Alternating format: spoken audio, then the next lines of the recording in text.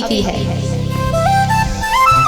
एक भक्त करोड़ों की संपत्ति, करोड़ों की छोड़ो अरबों की संपत्ति, लेकिन जिंदगी में कभी भी अपनी भांजी को भी उसने दान नहीं किया। आप संपत्ति बहुत है लेकिन ऐसा ही उसका भाव था। उसके यहाँ से गांव से 12 किलोमीटर गंगा जी थी।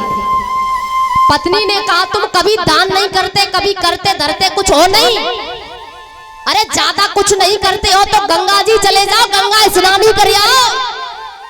और हाँ 12 किलोमीटर है, बान में नहीं बैठना हो तो मत बैठना, क्योंकि बान में बैठेंगे तो किराया देना पड़ेगा, तुम पैदल ही चले जाओ। ठीक है हाँ पैदल हम जाएंगे।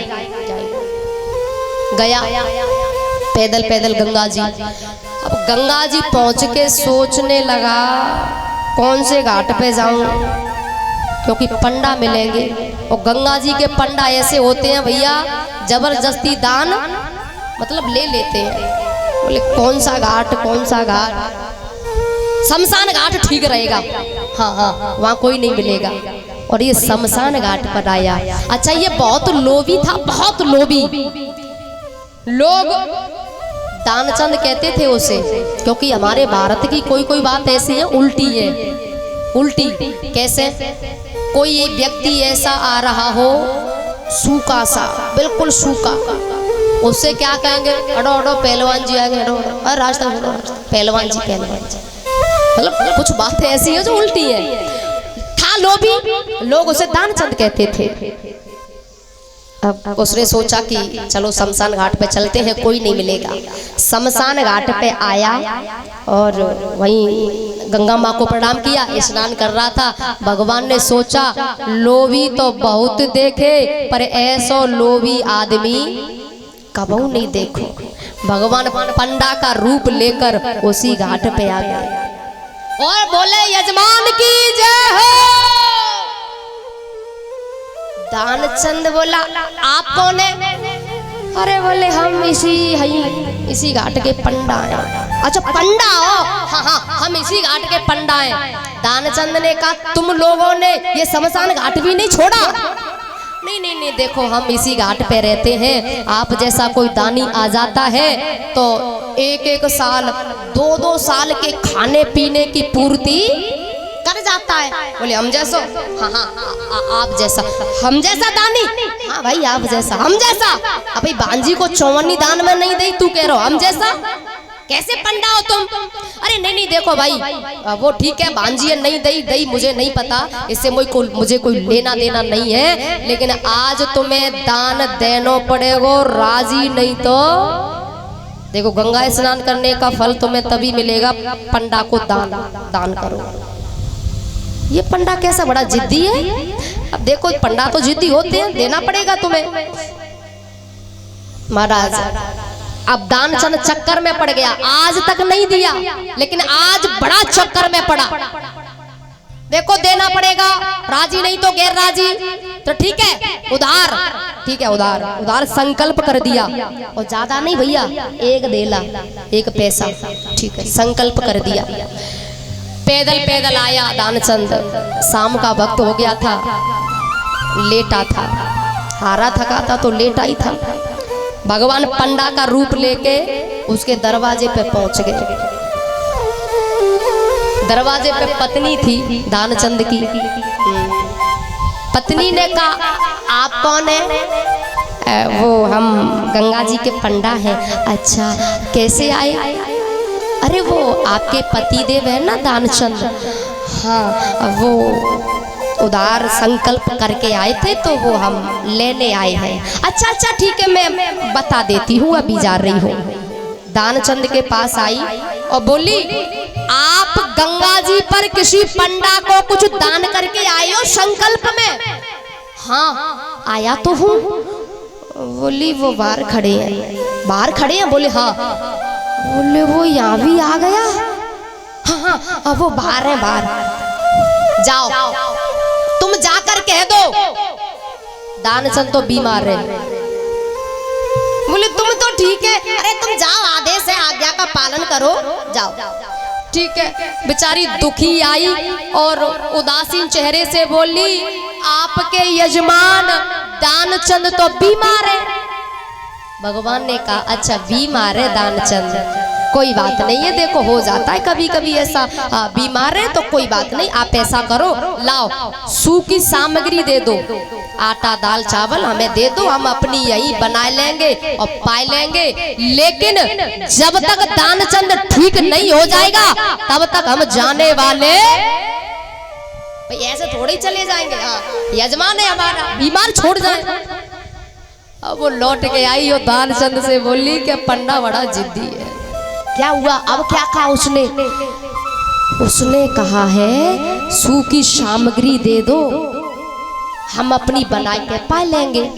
अच्छा, वो तो मुझे भी पता है बड़ा जिद्दी है, तो अब क्या करें? सुनो, तुम जाओ और रोती रोती जाना और जाकर कह देना कि दानचंद तो मर गया। जाओ। अब भैया कोई पत्नी ऐसी है जो कह दे कि पति अपने पति के बारे में क्यों मर गया, भाई झूठे को भी नहीं कह सकती, लेकिन दानचंद बोले नहीं, आदेश, जाओ। रोती रोती आई और रो करके बोली, महाराज तुम्हारे यजमान दानचंद दुनिया से गए, मर गए। अच्छा, दानचंद मर गया?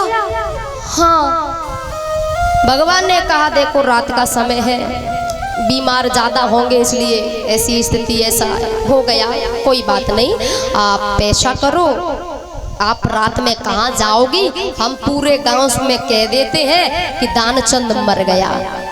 तुम कहाँ जाओगी रात में, हम कह देते हैं, लेकिन जब तक दाह संस्कार नहीं हो जाएगा तब तक हम जाने वाले नहीं है, ऐसे थोड़ी छोड़ के जाएंगे अपने यजमान को। भगवान अंतर ध्यान हो गए और महाराज पूरे गांव में हल्ला मचा दिया, दानचंद मर गया, दानचंद मर गया, दानचंद मर गया। गांव वाले सब इकट्ठे है के आए, रिश्तेदार बुलाए गए, सब आए महाराज। अब तैयारी, भगवान मन ही मन कह रहे हैं, आदमी बहुत देखे पर ऐसो लोभी, बता श्वास रोके पड़ा है, इसने चलो विद्या प्राप्त कर ली कहीं से श्वास रोकने की, तो इसने ये नौटंकी करी, कोई बात नहीं।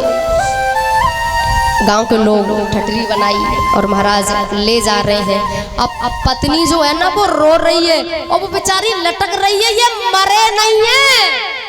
गांव वाले कह रहे हैं, देखो जाने वाला तो गया, ये तो स्त्रियों ये स्त्री स्वभाव है, रोना धोना तो ये तो चलता ही है, देखो जलाना तो पड़ेगा, अब घर में थोड़े ही रखेंगे। अब बेचारी वो तो हकीकत में रो रही है, जो मरे नहीं है, लेकिन गांव वाले इतने एक ही चलेगा, लोग ले जा रहे हैं, राम नाम, राम नाम, बोला करो जोर से, राम नाम, राम नाम। हाँ, ले जा रहे हैं, शमशान में लेके आए, चिता की तैयारी, आग लगाने वाले थे। भगवान ने कहा, गांव वालों रुको, अरे भैया रुको रुको। गांव वाले बोले, अब क्या बात है? अरे वो ऐसा है, हमारी रीति है, जब यजमान मर जाता है तो हम कान में कुछ कहते हैं, मतलब हमारी रीति है ये। अच्छा ठीक है, अपनी रीति कर लो। भगवान आए, वो तो चिता पर ही था, दानचंद आंखें बंद, श्वास रोके। भगवान ने कान में कहा, आया हूँ बैकुंठ से, आया हूँ बैकुंठ से, तुम संग नाता जोड़। दानचंद ने सोची, अच्छा भगवान ने बैकुंठ से आए हैं, परमात्मा ये तो। आंख खोली और जैसे ही आंख खोली तो वही पंडा, और वही पंडा देखा तो फिर आंख बंद कर ली, बोले फिर मांगेगा, आंख बंद कर ली। भगवान ने फिर कहा, आया हूँ बैकुंठ से, तुम संग नाता जोड़, मांग ले हूँ वरदान कछु, कुछ वरदान मांग लो। बोले देना चाहते हो? बोले हाँ मांगो। वाकई में देना चाहते हो? अरे मांगो वरदान। तो छोटा सा वरदान दे दो। क्या? वो देला दे छोड़।